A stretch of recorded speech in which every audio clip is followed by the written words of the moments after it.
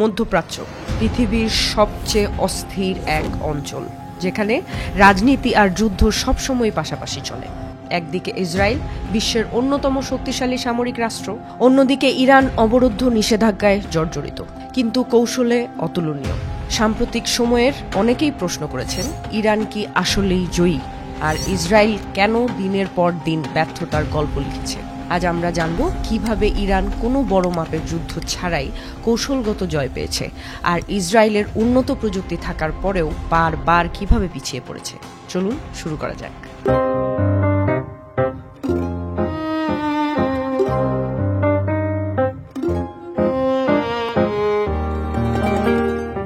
Iran যুদ্ধ করে না, ইরান যুদ্ধ করায়। এটাই তাদের সবচেয়ে বড় কৌশল। সরাসরি সেনা পাঠানোর বদলে ইরান গড়ে তুলেছে প্রক্সি বাহিনী।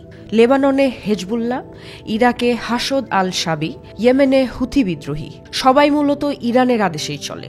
এই সংগঠনগুলো ইরানের হয়ে যুদ্ধ করে, বোমা ছোড়ে, সীমান্তে হুমকি তৈরি করে। অথচ খেয়াল করবেন, ইরান নিজের কোনো সেনা কখনো পাঠায় না, ফলে আন্তর্জাতিকভাবে তাদের দোষ প্রমাণ করাও কঠিন হয়ে পড়ে। এটা এমন এক কৌশল যেখানে নিজের দেশকে যুদ্ধের ঝুঁকি ছাড়াই যুদ্ধে জেতানো যায়। আর এই কারণেই মধ্যপ্রাচ্যের প্রায় প্রতিটি সংঘর্ষের আড়ালে ইরানের ছায়া দেখা যায়। শুধু মাটি বা বন্দুক দিয়ে যুদ্ধ হয় না, হয় মস্তিষ্ক দিয়ে। ইরান এই ব্যাপারটা ভালো করেই জানে। তারা তাদের প্রচলিত বাহিনীর বাইরেও তৈরি করেছে সাইবার বাহিনী। ইসরায়েলের বিভিন্ন অবকাঠামোতে সাইবার আক্রমণ চালিয়ে তারা বারবার বিভ্রান্তি ছড়িয়েছে। কখনো পানি সরবরাহের সমস্যা, কখনো বিদ্যুৎ বিভ্রাট, কখনো আবার সামরিক ডেটা হ্যাক। সবই হয়েছে ইরানের কৌশলগত পরিকল্পনায়। এগুলো যে কোনো সরাসরি বোমা হামলার চেয়েও বেশি ক্ষতি করেছে ইসরায়েলের। 2015 সালে ইরান যখন 6টি দেশের সাথে পরমাণু চুক্তি স্বাক্ষর করে, তখন অনেকেই ভেবেছিল এই দেশ হয়তো শান্তির পথে যাচ্ছে।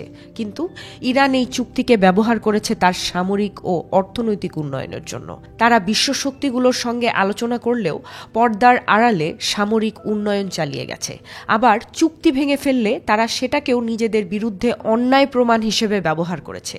এভাবে ইরান আন্তর্জাতিক মহলের মধ্যে নিজেদের নিপীড়িত দেখিয়ে সমর্থন আদায় করেছে, যা একটা কূটনৈতিক মাস্টার স্ট্রোক।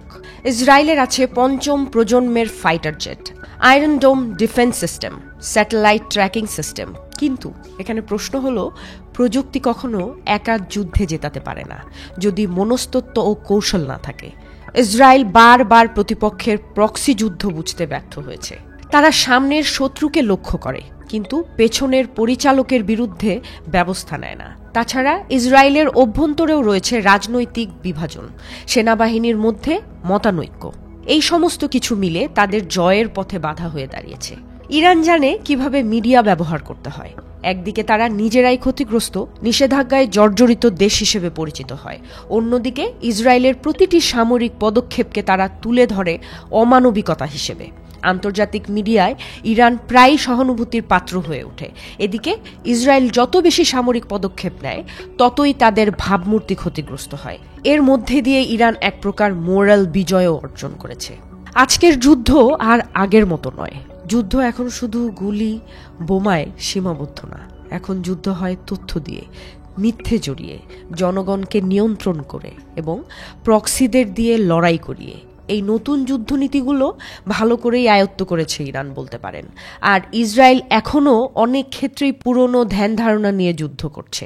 আর তাই আজ ইরান যুদ্ধ না করেও যুদ্ধে জিতে গেছে। এটাই আসল বিজয়, যেখানে রক্তপাত ছাড়াই আপনি শত্রুকে কাবু করে ফেলেন।